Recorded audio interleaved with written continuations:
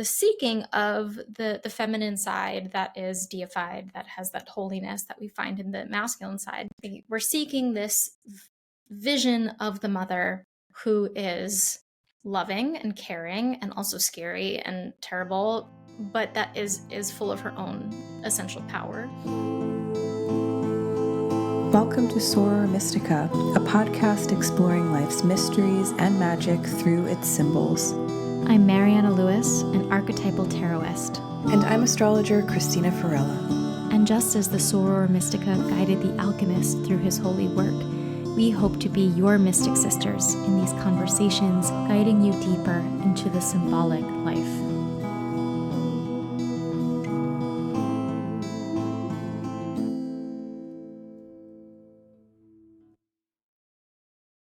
Hi, everyone. Before we jump into our show today, I want to let you know about our amazing sponsor, Jung Academy. I am a faculty member on Jung Academy, and they have announced their fall lineup, which is very exciting. I will actually be teaching this winter of 2026. I'm going to be teaching again about tarot and shadow. So that's happening in January. But sooner than that, there's actually going to be an introduction to Jungian psychology starting September 6th. So if you're new to Jung, you want to get to know more about it, highly recommend this. This is with Gary Bobroff, who is the founder of Jung Academy. So this is going to be a great program. There's going to be a class on Jungian psychology and plant medicine. There's going to be one on analysis and astrology happening in October. There's just so many very, very exciting programs happening at Jung Academy this fall and winter. So go to jungarcademy.com to check out all of their classes. And I hope to see you maybe in mine, or maybe I'll be a student in one of the other ones and I'll see you there. And now on to the show. Welcome, everyone, to the 49th episode of Soror Mystica. Today, we are talking all about the Great Mother, which is a topic we actually haven't gotten to yet. So finally, we're here. Feels like one of the big ones. And I'm joined again by Alyssa Polizzi, who is my guest host for today. She is an amazing scholar of all things Jung and tarot and alchemy and so much stuff. So welcome, Alyssa. How are you doing today? I'm great. Thanks for having me back. I'm really, really glad to have you. So I wanted to kind of, first of all, just mention, I think there's like 2 or 3 days left to sign up for the Archetypal Tarot School at the point that you're listening to this. If you've been thinking about that, don't miss it. And also let you know that Alyssa has something really exciting going on connected to the topic that we're talking about today very soon as well. So tell us what you got, Alyssa. Yeah, so this month in the Artemisian, which is my educational platform over on Substack, we're exploring the Empress Tarot card and reimagining her through the Great Mother archetypes, really trying to deepen our understanding and relationship to the card, to see her through these facets of both creation and destruction, life and death, nurturance and annihilation, which is not a way that we usually interpret the Empress. So it's a full month inner work experience, discussions, workshop, a really cool oracle to kick things off, a divination offering. So information for that will be in the show notes. Mm-hmm. And we have a workshop September 13th. So I hope you'll join us. Yeah, that sounds really cool. So it's going to be a whole like month-long event. It's not just like a one-off workshop. It's like you're really getting immersed in the whole archetype.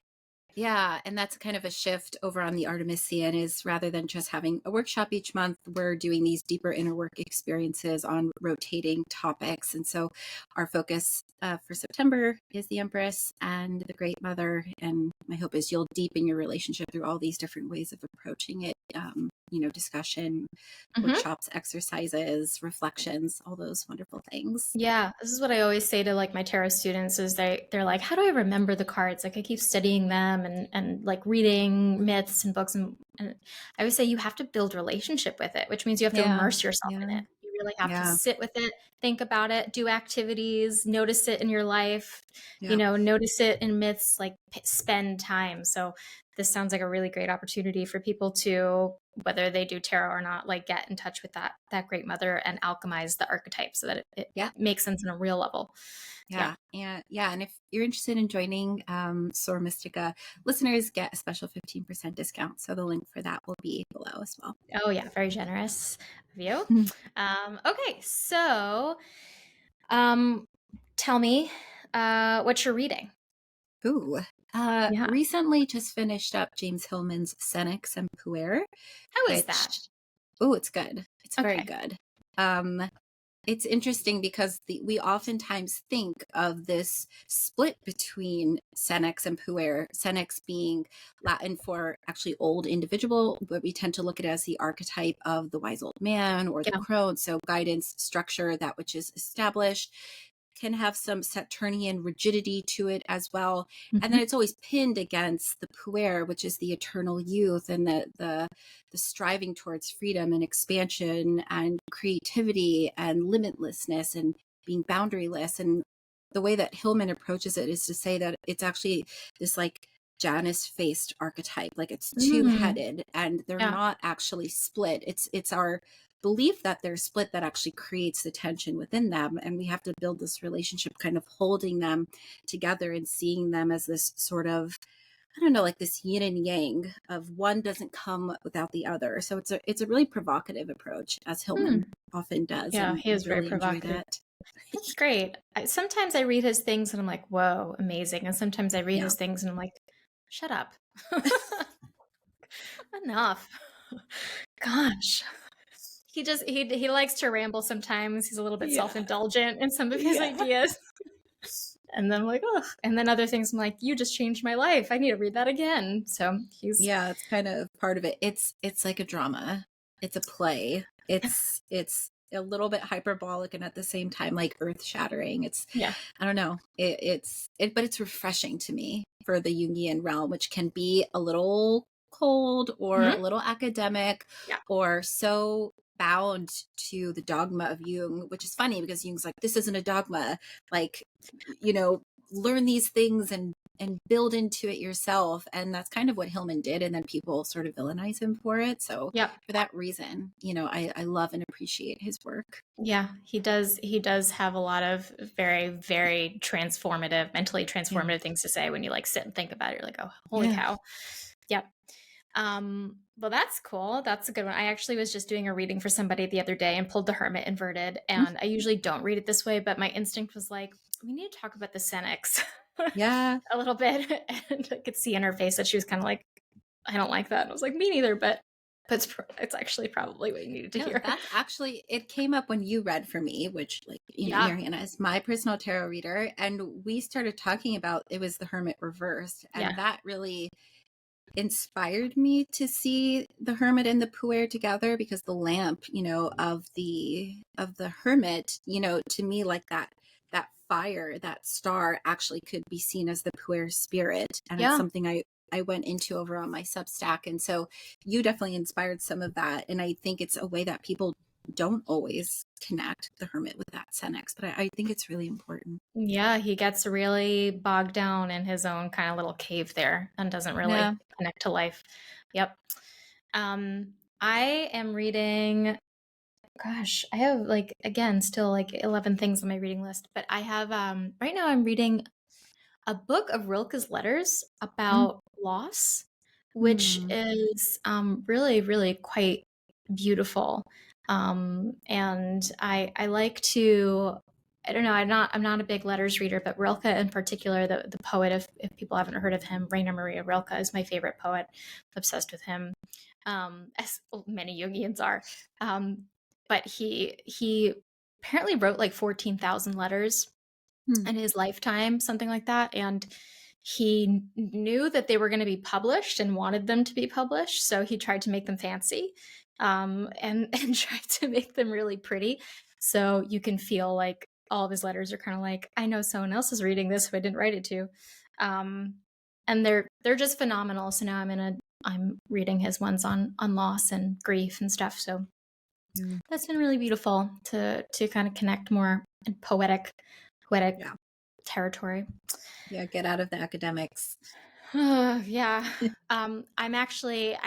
We're one of the things I'm excited to talk about, that we're going to talk about the Great Mother's Day, because my brain has been really academically overloaded a little bit, because in late October, I'll be opening a new class, which I've never taught before, called Princess, Priestess, Goddess, Witch, which I named it that because I was being cute. And it's a survey of the 4 kind of like key archetypes of feminine power, and how they've been corrupted or suppressed or defiled or all of this, and how to kind of reclaim them and find their true essence. So I'm going to start that at the end of October. And so I've been working recently on the goddess lecture and reading a lot of Neumann and reading a lot of people. So I've had it on my brain too. So I'll leave a link to check that out. I don't know if the doors will be open just yet, but if you're interested, you can take a look. But let's talk about the Great Mother now. Yeah. What would you, so you I know that what you've been thinking a lot about is the Empress. And in the tarot, the Empress is the archetype that we associate with the Great Mother. I call her the matrix. Like, she is just birthing things.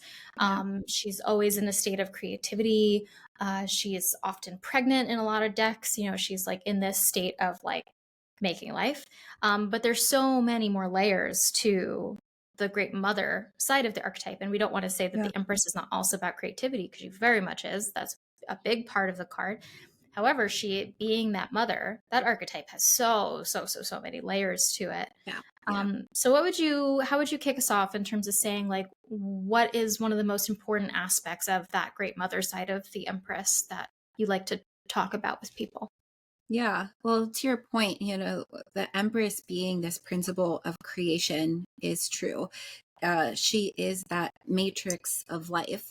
But I think what we tend to see is something akin to an archetypal split, where we're only looking very one-dimensionally at the Empress through that lens of nurturance and providing and the warm embrace of the mother and the gestation and the fertility and her connection to nature, and maybe even relational dynamics through that Venusian principle.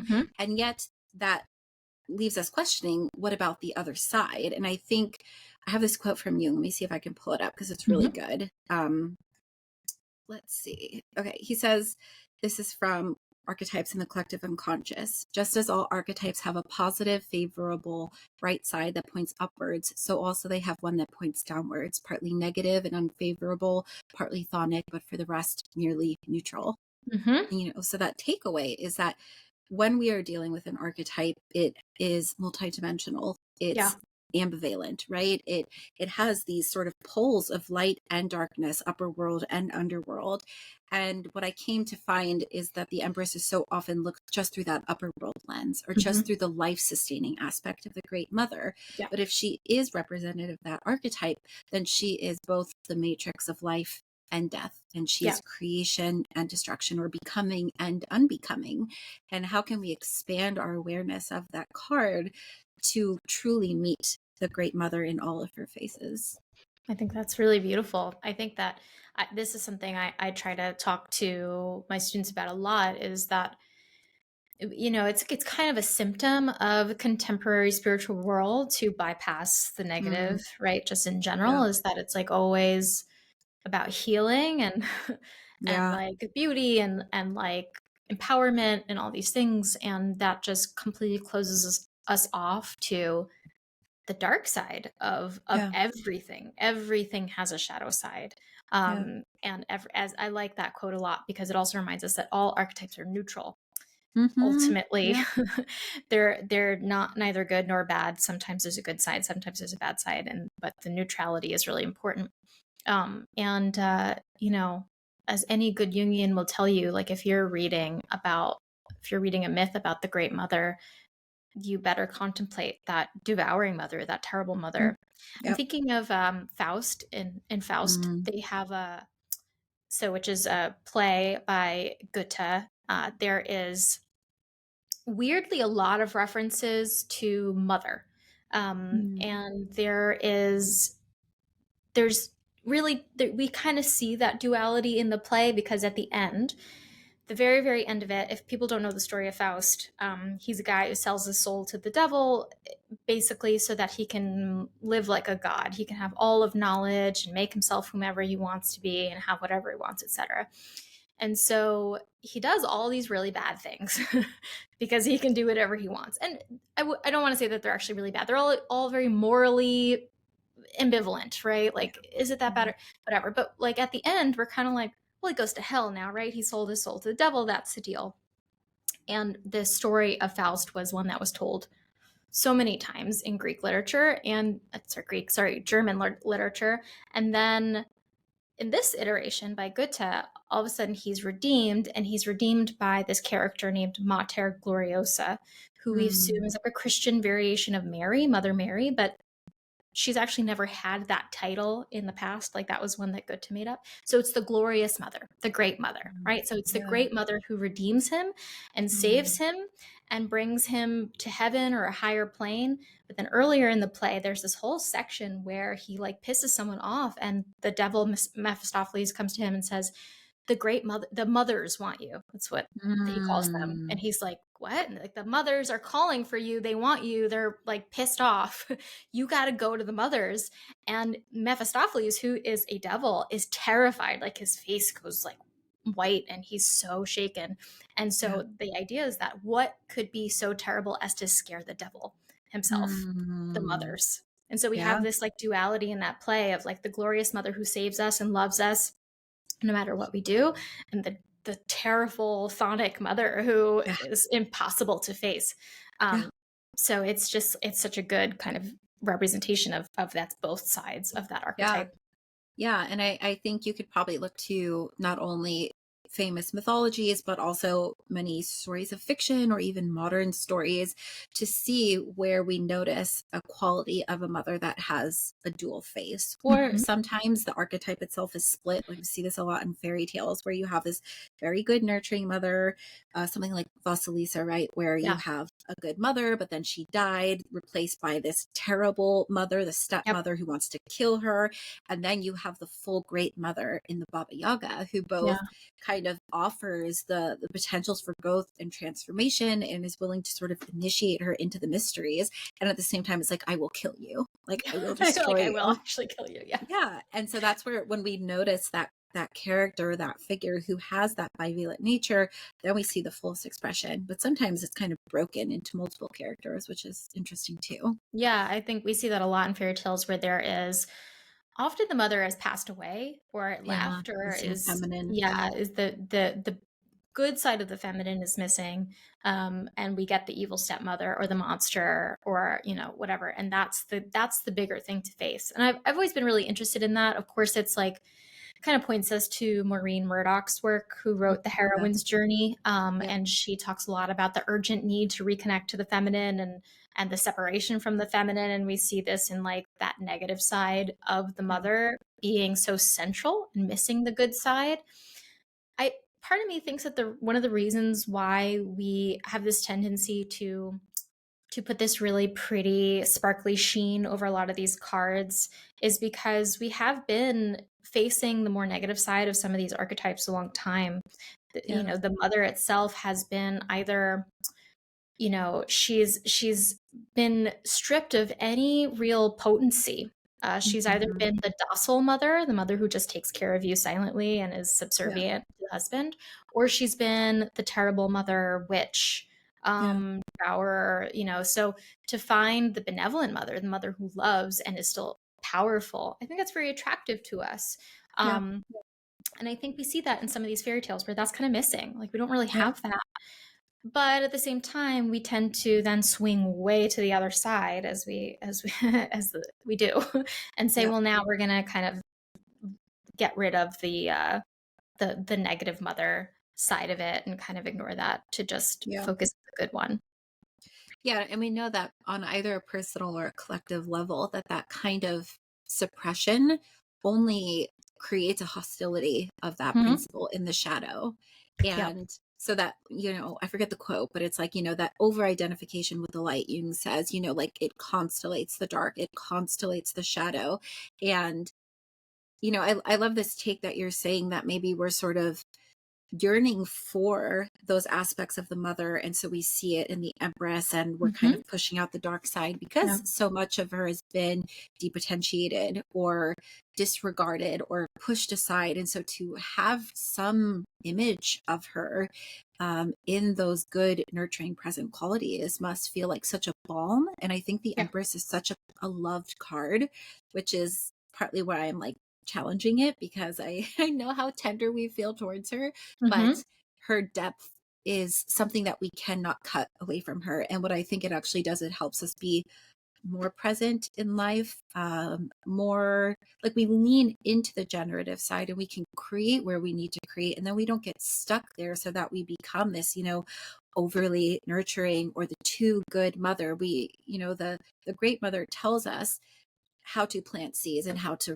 uproot, or where to connect and where to disconnect. And so when we are severed from that deconstructed side, or that part of her that takes things apart or annihilates, we rob ourselves of the fullness of both, I think, psychological reality and Yeah. emotional relational reality too. Yeah, I think that many of us have very complicated personal relationships with the Great Mother archetype. Yeah. And it's something that I like to bring into my readings when I pull the Empress, especially inverted. I like to dig in a little bit to our resistance to the mother. I just had a reading with a client a little while ago, and they pulled, it wasn't the Empress, but it was one of the queens who was Mhm. like another aspect of the Yeah. mother, and she was inverted. And I was like, we talked about it. We found this really kind of clear witch muse duality where this Mm. feminine aspect in his psyche had been really seen as this witch-like monstrous figure who is like Yeah. all devouring. And I was like, well, where's the muse part of it? Where's the benevolent feminine? Where's the one that inspires you and motivates you? And a lot of us have very complicated relationships with the Great Mother, so we split her really, Yeah. really intensely. We Yeah. don't really have that ability to connect to both sides. It's really usually one or the other. I always feel personally very confused. I always like when I first started the tarot, like the card I could never get was the Empress. I was like, she's the Mm. mother, but like I don't get it. Like I don't get it. I don't know how to connect to it. The High Priestess I could like talk about for 2 hours, but the Empress I had no more to say than she's like the mom. Okay, great.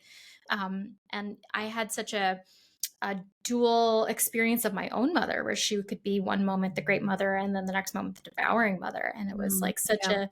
a difficult passage for me to connect to that archetype, to say like, oh yeah, I got to figure out how to reconcile these, because I have both in my psyche that were really, really loud, and I my whole life have kind of been like seeing them apart in order to relate to them separately, and I had to reconcile them in some way, which is Yeah. big psychic work.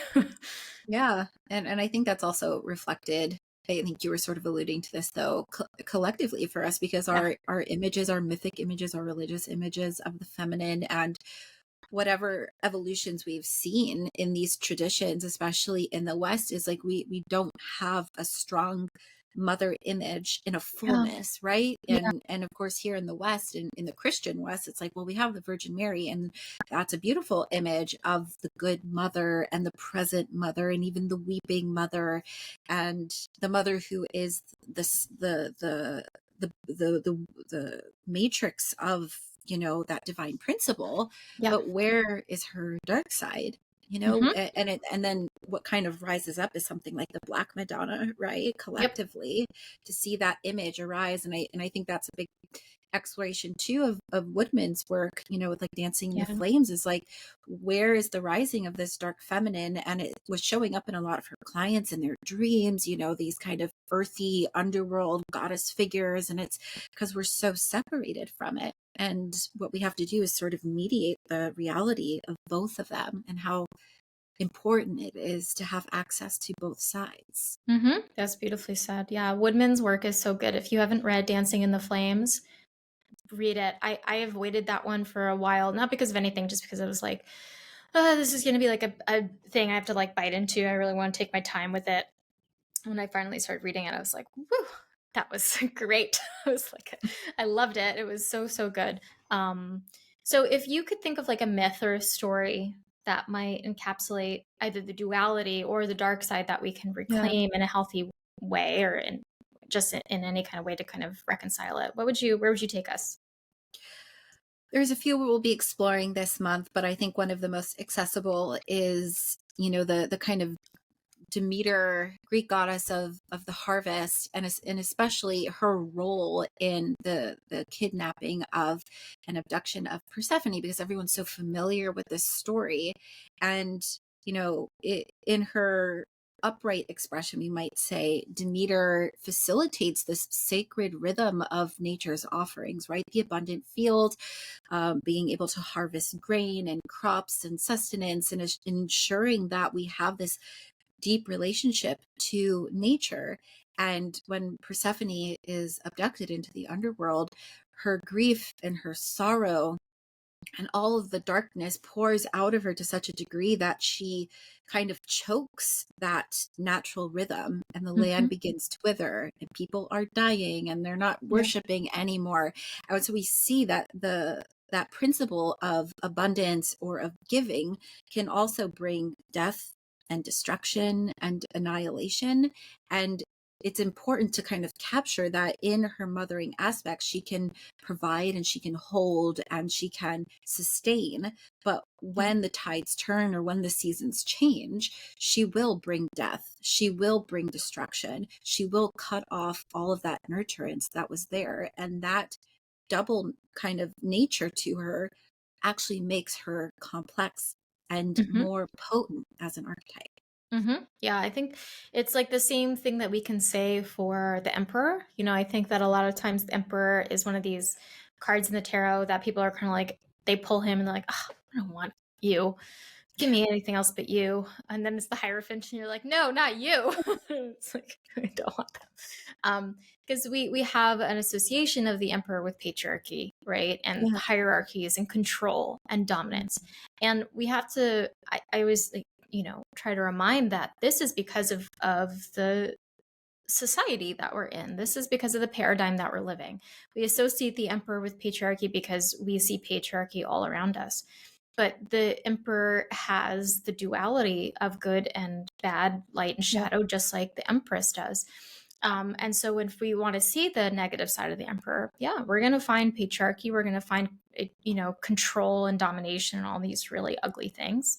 Yeah. And if we're looking for the benevolent side, then we're going to find protection and order and structure, and the ability to, have some kind of sense of grounding and service to something. And it's very important to have both. And there, the patriarchy has been, I think about this a lot when I'm talking about the Great Mother, the devouring mother side, because I have some complex feelings about it. I want to honor the devouring mother, but then I also look at the influence of society and patriarchy and these things and say, well, where do we find the real devouring mother? Like the example of the goddess Tiamat is a big one for me. So the Tiamat, I believe, was Assyrian, or I don't know if she's Assyrian or Babylonian, but she is one of these goddesses we don't have that much information on. She wasn't not that much survived, but basically she was originally known as the mother of life, the mother of the oceans, and she was like, the great mother, the benevolent mother who created all life, etc. And then at some point, around the time that patriarchy really started to be established, the myths started changing, and there was this new god. His name was Marduk. He was like a demigod, and there was a new myth that came out that Marduk, who was this like kind of like a warrior young god person, had to go off and face Tiamat because she was having an argument with among the gods, and she became a devouring monster that was destroying everything. It was birthing demons to no end, and it was destroying the world and all this stuff. And so he had to go face her, and he faced off against her, and he like caught her in his net and sliced her in two and did all this stuff and defeated her, like really murdered her, and with her body made the heavens and the earth. And like I struggle with that story a lot in our idea of the devouring mother, because she became that, but she became that because we needed an enemy to defeat. We needed to defeat nature and earth and the mother in order to have the patriarchal dominance.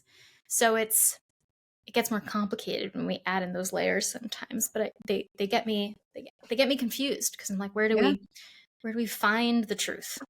Yeah. It's probably an and both situation where Hmm. we have these mythic threads that really connect us to a true heart of the Great Mother, maybe outside of like the patriarchal viewpoint. And then at the same time, we have these other ones where it kind of emerged to be this conquering, as you said, or, you know, she shifted and changed because of the way that society or culture was shifting and changing too. And Yeah. how natural actually would that have been towards the Great Mother's progression. Hmm. Yeah. But what I love to see though is that oftentimes in her devouring expressions, it's such an important point, like at this threshold of initiation or growth or transformation, and that facing that darkness, even like on the more personal level, if we go back to Vasilisa, this it's a Russian fairy tale, when she's facing that evil stepmother who wants to essentially destroy her, so her, you know, her daughters can kind of rise up into importance, and they send her out into the forest to get fire from the Baba Yaga. It's like, what what would Vasilisa have been without that initiation, Yeah. without being pushed into the great forest of the mother? Because I think she would have remained Puella. She would have remained Hmm. uninitiated. And you sort of see that too with the Demeter Persephone story, where even though we have this nurturing creative aspect of Demeter that's present, she actually was kind of holding Persephone, who's known as Kore then, so totally Hmm. unnamed maiden, holds her in a kind of grip of, it's like a stasis. She will Yeah. always be child. And she's almost devouring those aspects Yeah. of Kore's potential. And it's only through that rupture of her getting abducted that Persephone becomes who she is. She is initiated. She becomes this powerful master of the underworld as well. And so it's those, you know, the great mother initiates us into those mysteries. And I love to kind of just see that in the realm of the feminine principle in stories like Vasilisa, because we don't have this, you know, heroic slayer coming in. Yeah. It's just sort of showing these evolutions. Yeah, I think that that's a really good point. The same thing kind of happens with Psyche, Mhm. in Psyche's Right. myth, where Exactly. she pisses off Aphrodite because she's so beautiful, right? So Yeah. she's perfect, and she pisses her off, and so she's married off to Eros, to Cupid, Yeah. um, who, you know, and then she can't see his face. She ends up like dripping the lamp oil on him, trying to see his face, and then he says, "Oh, you've ruined everything," and he Yep. runs away. And then she immediately has to go on this very long and difficult journey to find her lover again, because she has fallen in love with him completely. But he really does nothing. I mean, well, at the very end, he kind of saves her from like total destruction. But throughout this whole thing, she relies upon the help of all of these mystical, magical beings who are really, of course, like expressions of our own psyche and the powers of our own psyche, our Yeah. discernment and our ability to persevere and all of these things. And so it's this journey of tragedy and this like this shunning by the feminine in that Mhm. story, Yeah. that forces her to find the thing that she loves the most. And then when she does, when everyone is amazed at how strong and how much she's survived all of this, she marries Eros, Cupid, and then she's made a god at that point. So she rises to this deified state, to this place where she is the goddess herself, right? So Yeah. she kind Right. of wins that power on her own. So there is this separation from the mother that we Mm. see a lot in fairy tales, that is important, especially in fairy tales of the heroine, of the Yeah. princess, right? Yeah. Of Yeah. like separation from the mother to find our own sense of goddesshood, um, Mm. and our own kind of agency and autonomy. So in that way, that's another bad side of the feminine, and that, I mean, of the mother, that she she does, as you said, she is devouring, consuming, and she does not really like her creations to separate from her and individuate on their own. It's like Right. one of Yeah. part of her nature is to keep things in her grip. And so Yeah. that's one of the ways that we do have to fight it, and often with our very own mothers. Absolutely. Yeah. Very It's a often. stereotype for a reason. Yes. We have to do it. That's why we have these stories. We all have to do that. Yeah. So it's important to not be like sucked into the Great Mother entirely. Yeah. Yeah, yeah, and I think it's kind of being able to build that kind of ego strength through the individuation that allows us to face how overwhelming an archetype Yeah. can be, or to be able to discern to some level what face of the Great Mother are we meeting in that Yeah. moment, because it might be devouring, and we have to figure out why that might be, and also then how to connect to those other aspects, or how to understand what the task is, like Psyche, what are we being forced to meet within ourselves, or how are we being pressured into growth and transformation, and how does that bring then some level of integration or Mhm. resolution. And I think Mhm. that we're especially susceptible to the overwhelming dynamics of an archetype when we face it in such a way that it's when it's so split, Yeah. um, or when personal or even cultural aspects of the archetype become like we become so identified with them that we don't realize there are these other elements at play, and it makes us blind to them, unable to truly meet it and work with it. Yeah, I think that's really well put. It's hard sometimes when we're talking about all this stuff to like, see it in our own lives Yeah, and say, well, like how do I experience this? And like there's so many ways that we can look at how these complexes and how these archetypes present in our psyche. And very often with the mother, we're talking about feelings of, like we can just look to our myths to see, like Sleeping Beauty, right? yeah, With Sleeping yeah, Beauty, she's put to sleep by the 13th fairy, which is another expression of that negative side of the mother. And she's surrounded by briars, she's surrounded by thorns. So symbolically, we kind of hide away our feeling side and surround ourselves by thorniness, by touchiness, by aggression, right? We kind of like we block ourselves from actually being connected with that generative yeah, mother like yeah, side that says I love and I can give and I can, we're protected, we're self-protected. So I think those are ways that we can kind of concretize it, is mm, like, we can look at the myths and think, well, how do I feel that in myself? Like, how do I yeah, feel this even with, the story of Tiamat, for example? How do I feel like I am the bearer of this projection of this terrible thing of, and how do I find my own true nature in that? Or with Demeter, like how do I feel like I'm gripping on to the things that I care about? yeah, Maybe stepping into that great mother for myself, or how do I feel like I'm in someone else's grip? And so we pull that card and we can examine how these archetypes play into our yeah, lives in a metaphorical way.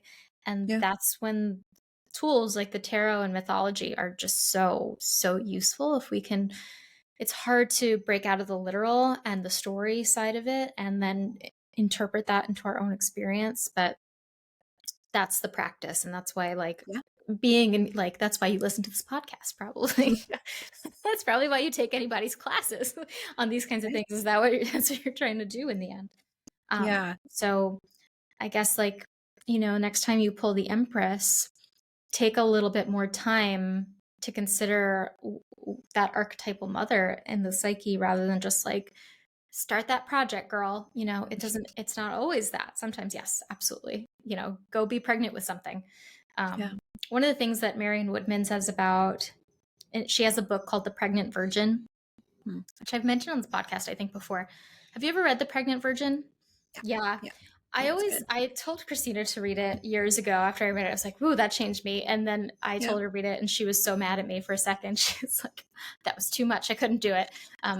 Because it's like heavy duty. It's like yeah, one of these. It can be a big wake up call sometimes when we're reading it and being like, "Oh yeah, I have all those complexes and stuff." yeah, But The Pregnant Virgin is essentially a book about finding our own like autonomous consciousness, in femininity, and as much of Woodman's work is about. And she has this quote or this passage where she's talking about to pay very close attention to when you have dreams of being pregnant or giving hmm, birth yeah, or going through tunnels or working in gardens, or basically any of the imagery that we would associate with the Empress, and the birth canal and like all these things, because it shows that something psychologically is in gestation. It shows that something psychologically is preparing to be born. So that might be a new orientation to life, or a new sense of identity, or just the ability to kind of see ourselves as an adult in a different way, whatever it might be. And one of the big things that she warns is that if we don't midwife that process, if we kind of ignore the poles, that and the labor pains that it creates, if we don't honor that, then it can be aborted. It's always possible that process is aborted. So I like to kind of bring that in with the Empress too, sometimes, to remind ourselves that something might be in process of being born. How are we mothering that ourselves, and how are we midwifing that into existence? Yeah.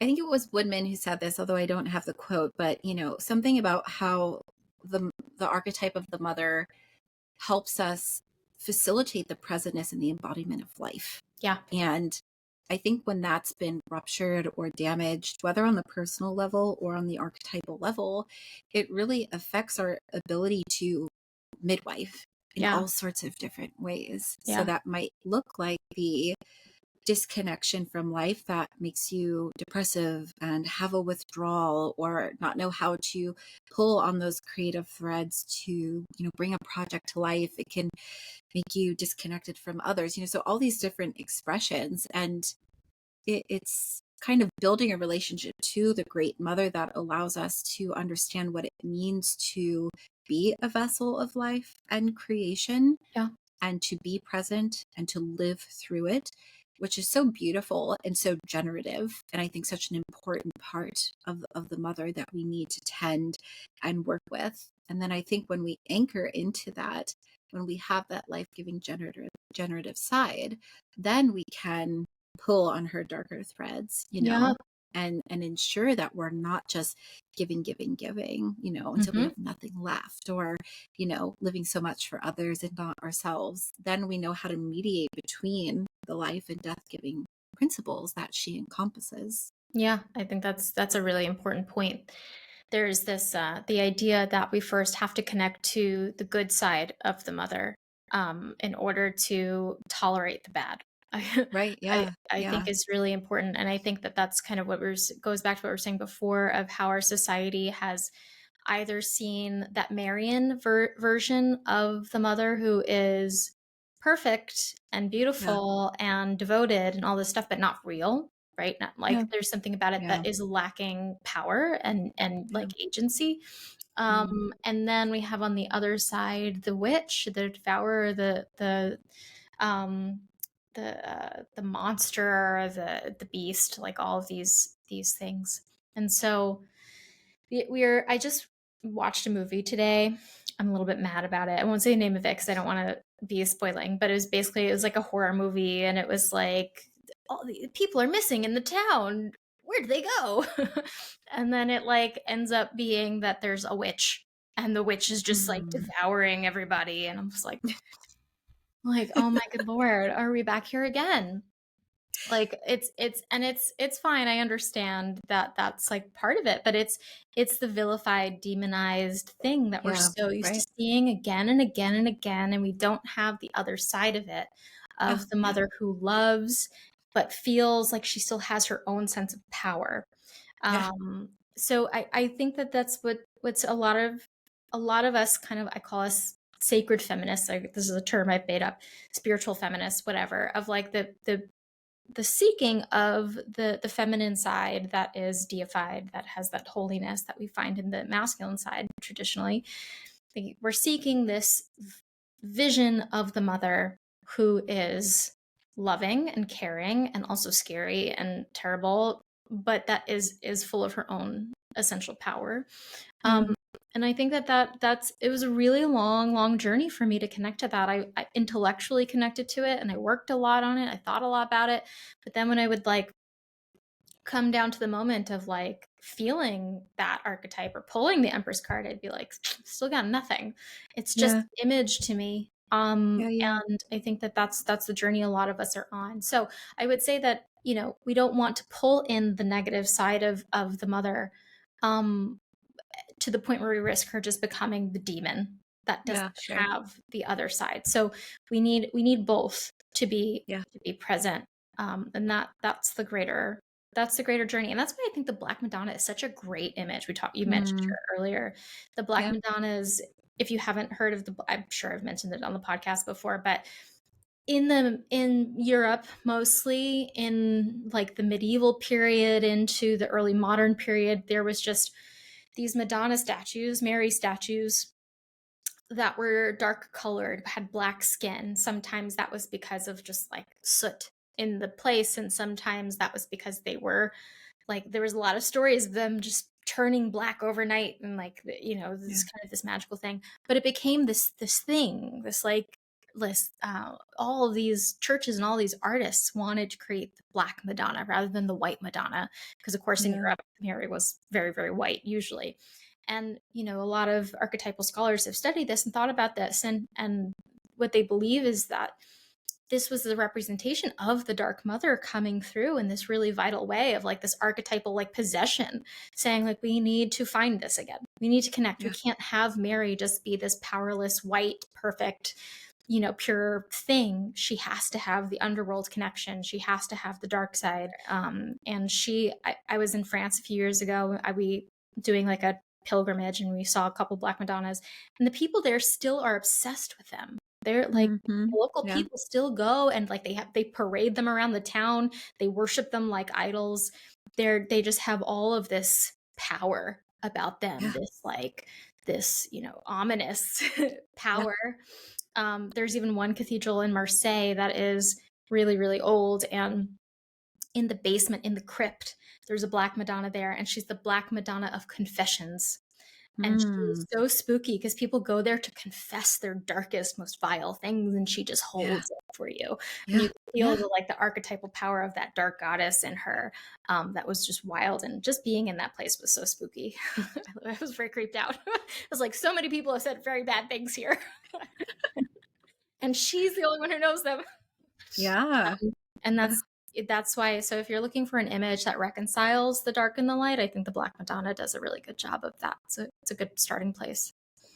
Yeah, and it shows how much we need a vessel for both the light and the darkness, and what can happen when we don't have that outlet, or we don't have something that can hold it and understand it. And I think that's what I love about the Great Mother, is that her understanding of the death mysteries um, makes it so that these natural expressions of human character and psychological peculiarity is normalized, right? Yeah. That we have all of these dynamics within us, and that it can be met or held or confessed to and seen as part of this great matrix of life, so that we're not upholding ourselves to some standard that no one could meet because it's unreal. And that side of her, I think, is so important. And then within that, we begin to learn our own power and how to wield that darkness, rather than, being overcome by it because it's so split off. Yeah,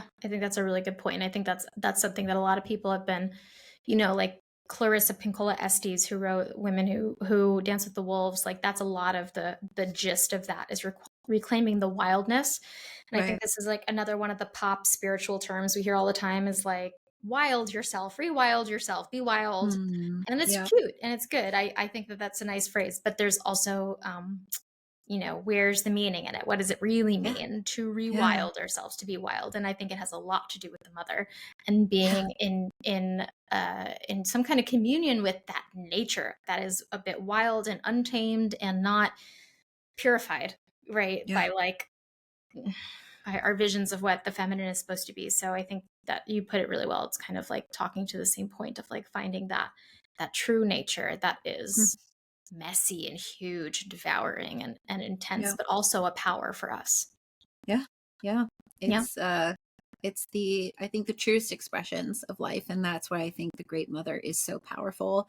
That's why they say she is like the first archetype, Yeah. and she is the first that we meet on the personal level, of course. But I think archetypally, she is mediated there too. And Yeah. our split from her, I think, truly creates a division within us that it splits to the core in a way that I Yeah. think we don't realize until we truly start to see the effects of it. And then the repair of it and the mending of it can be so life affirming and at the same time death wielding. And it's beautiful to do both. You can't end any more perfectly than that.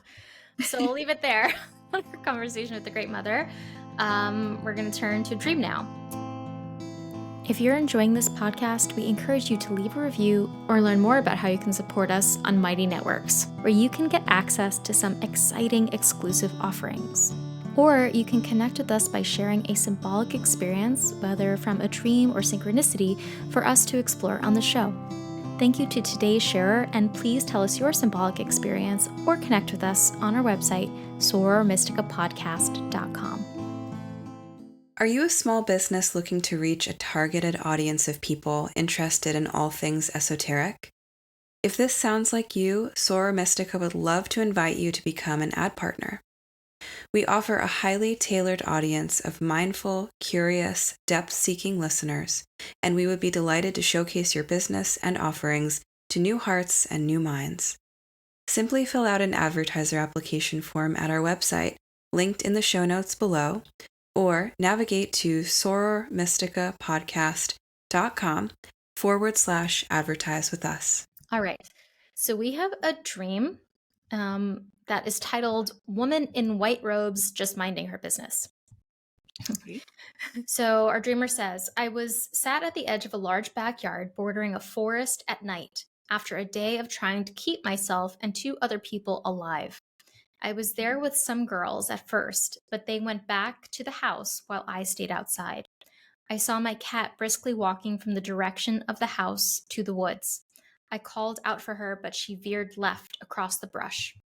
She passed by a woman all in white robes with a basket, gathering something in the brush. Her face wasn't visible, hidden by a white bonnet. I freaked out and cried out for help 3 times. I felt like I had to cut myself off at the 3rd iteration. The girls came back but seemed really annoyed with me. The girl who was most upset said that the entire situation was my fault. At the very end, she got into the car packed with the other girls and didn't let me in. The main image, it seems to be, is the sitting in the backyard at the edge of the forest and the cat walking by the woman in the white robes, and then the girls who leave her alone and then come back and are angry at her. Yeah. What's the first thing that catches your attention? So many images of the feminine. So many This classic is a feminine dream, reader. images. Yeah. The forest is often akin to both the unconscious and the Great Mother, so that dark environment that we feel called to and afraid of and beckons us. And often, when we move into it, we're transformed. And also kind of being in the backyard of the home makes me think about how she's in these like back areas of the psyche. The home is a really common symbol of the psyche. And so being in the backyard is like we're creeping into this territory that is not ego focused, if you will, right? It's not the front yard, it's the backyard, and it borders this unknown realm, the realm of the Great Mother in the forest. But then you have these kind of, I don't know, the girls seem kind of like the evil bratty. Stepsisters. Yeah. Exactly. Was what I'm about to say. They're not very nice, but at the same time, they're kind of bringing up certain shadow confrontations that push the dynamic forward. And then this beautiful feminine figure in white. She seems afraid of it though in the dream, right? That was the thing that was really interesting to me, is that like she described this woman all in white with a basket gathering something out of the brush, and she has a white bonnet. And so like just picturing that image, I'm like, wow, this is so beautiful. She's like sounds nice. This woman in white, like a goddess, and she's like in gardening, collecting berries out of a bush, like how much more like soft and mothery, can we get of an image? And yet the dreamer is really freaked out Yeah. and cries out for help 3 times. So we know we're in the Yes. realm of fairy tale here because Yeah, anything that exactly. happens in 3 is a fairy tale. Um, and then at the 3rd time she calls out for help, she feels like she has to cut herself off, so she can't Yeah. get through with it.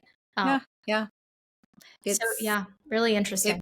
it makes me wonder what the dreamer's relationship is to the mother on maybe both a personal and archetypal level, because the beckoning forth of that in the backyard on the edge of the forest and then actually seeing the image of it brings forth such fear in the dream ego, Yeah. which to me it's like, so there's something within the psyche that cannot approach this, even though it's actually welcoming. Because a lot of times when psychic contents archetypally, anchored or more personally expressive, when they show up and we're freaked out, they usually are attacking. They're Yep. usually really They're coming freaky and at us. Yeah, monstrous. we're They're not coming prepared. at us. But this is a good kind of mother image Yeah. coming forth, and even that feels overwhelming. And so the dreamer, I think, is being prompted to really view, and there is something about the good mother or the benevolent mother that she's so split off from, or they're so split off from, that is affecting them to this degree, even in the dream. Yeah. I mean, the fact that she's in white is significant to me because, I mean, Yeah. colors can mean a lot of different things, but like the white is generally a color of like purity and healing. And like when we think of Galadriel in Lord of the Rings, she's always like in this white gown, right? Like she's very domineering kind of goddess presence, but there's still something like beautiful and sacred about her that the white conveys. So we don't usually see people dressed in white and have fear. Usually that is something that shows that there's something magical, spiritual, or sacred about them. Also, the cat is a very interesting symbol of like the cat leaves the house, walks off towards the woods, right? So the cat, this is a symbol that can be a very personal one. So it could something you associate with the cat, right? Or we could think of it in a more archetypal way. Cats are things that I think it's von Franz talks a lot about how it's to associate with the feeling function. I think it's her. And then also with the feminine, we associate it with the feminine sometimes too, as being kind of like this. It's like a feminine sort of familiar. We see that even in the Queen of Wands card. She has a little cat at her feet, a black cat. So there's this other kind of more personal, creature that's walking out towards the woods that has the ability to say, I'm going there. I'm gonna explore that. And then the cat goes right in front of the woman or right by the woman. And that's when, the dreamer kind of like freaks out, sees her and freaks out and says, oh, don't go there. Like, this is scary. This is not supposed to be here. And then the girls come back after abandoning her and they're really annoyed. I guess because the dreamer is screaming and being upset. And they're kind of like, you're being a lot or you're being crazy or something like that. But there is this very stepsistery thing going on there of like nagging and calling out, like seeing the dreamer as, it's like a very shadow sister stuff, as you were kind of saying, like with these stepsister things, you usually see like the split of the perfect good heroine and then the really nasty, ugly stepsisters. So that could be, I sometimes I just think of them as the expression of like how we chatter at ourselves in our head about like how much we suck and how bad we are and how ugly we are and like all that kind of like shadowy material. But there's just so many women. 3 of them, right? Yeah. Three girls. Yeah, it's interesting because it does sort of create a shadow quaternity. Yeah. With the dreamer being both the persecuted element, but oftentimes when that quaternity shows up, it's what of that, as you were saying, is in you being, imaged in this way as these stepsisters. And is this an element of this, kind of drama of the mother or the feminine principle in which, you have some part that is attacking or can't answer the call for help or can't relate, and so kind of facilitates that further disconnection. But the presence of a quaternity is always a holding structure and gives us a bit of ground. So to me, there's a lot of opportunity with the different images being offered here, like a chance for some deeper understanding or some movement here, even though it's maybe a frustrating dream to have because you're not getting connected to the woman or you're having these friends who are mean. Yeah. One of the things that I think about a lot in fairy tales or heroines' journeys is that I think Kayleen Asbo talks a lot about this in her work around that, is that there's very often a theme of dismemberment Yeah. in the thing, which we find here too, because she loses her voice or she can't complete, like she's trying to call out for help and she can't finish it on the third try. And dismemberment in these stories shows that it can be any kind of dismemberment, right? So we see like in The Handless Maiden, she has her hands cut off. In the Little Mermaid, she loses Yeah, her right. voice. Yeah. So there's something that is cut off, whether it is a real physical part of the body or some extension of like being able to speak or express yourself or whatever. There's a lot of silent heroines out there who don't have a voice. And so there's like, I see a theme like that in here too, where there's a sudden dismemberment, a sudden cutting off from the ability to speak and to vocalize, which is one of these parts of the heroine's journey. Is it's a dismemberment from right, like a dismemberment of our sense of agency, but also from the feminine in general. So because we're in the realm of the feminine so intensely, I'm curious about that, how you see the feminine. It's like right there, it's like the archetype said, hi, I've been here, Yeah. you haven't noticed me, so notice Yeah. me. And then your instinct is like, oh my God, I'm scared. And then as you're calling out the third time, you're like cutting yourself off. There's an active Yeah. dismemberment from that principle. So I don't really know. This is one of those dreams where it's kind of like wait and see, like see how these sorts of themes return in your psyche. And it's, I wouldn't say like, oh, here's like a super specific thing to like think about or do or work on. But I would start to ask some very serious questions about your comfort or relationship with archetypes of the feminine, particularly in their softer, more, mothering, gentle side. Where are there discomforts for you in that, whether in how you act as that mother to, in your life, or how you've experienced that mother for yourself? Asking questions like, what were you so scared of when you saw Yeah. her? Why did she make you afraid? Is it just because she was a stranger that you don't know how to make any kind of relationship with? Were you threatened by her? And asking questions also like, what is she, what is she guarding at the edge of the forest here? Like, what would happen if you went into the forest? Would she guide you somewhere? Would she trap you there? What do you feel would happen? Those can give you more clues into why there's resistance to her, I think. Yeah. I think one other thing coming up for me is that perhaps the dismemberment here is also a play from the Great Mother archetype, Mhm. because although I think sometimes the dismemberment comes from the kind of overtly oppressive cultural expressions, Mhm. Yeah. that the feminine is exposed to, this is also something that the Great Mother does. And I'm Yeah. reminded of Inanna descending Yeah. to her dark sister Eshkigal, and Yeah. every time she moves through a gate, she is stripped, pulled something off of her jewels, her identifications, her clothes, her rod, and then she's murdered Yeah. when she finally meets her. But it's transformative. And so sometimes we meet the darkness of the Great Mother, and she strips everything from us, and then we're left kind of fully raw Yeah. to meet her. And perhaps there's something that wants to, when I think about Inanna losing her jewels and her clothes and all of that, it's like, what are the ways in which you would speak and defend against it, or what are the ways in which you would block it? And perhaps the Great Mother is taking that from you so Mm. you can Yeah. stand fully within all of her, you know, expressions there. Yeah. And there's, you can't grasp at anything else. Mm-hmm.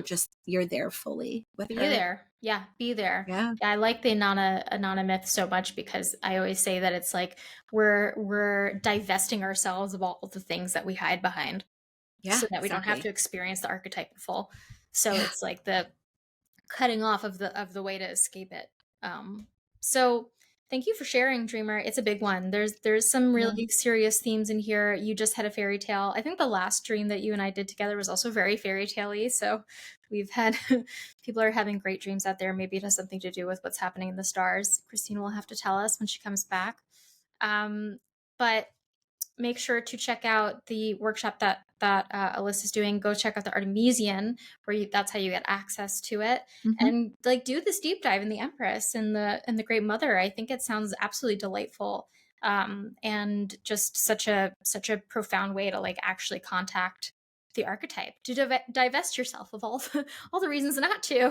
Just go embrace the archetype, be with her. So thank you so much, Alyssa, for being here again. Okay, enjoy, have a good rest of your day, and we'll see you next time. Thanks, everyone.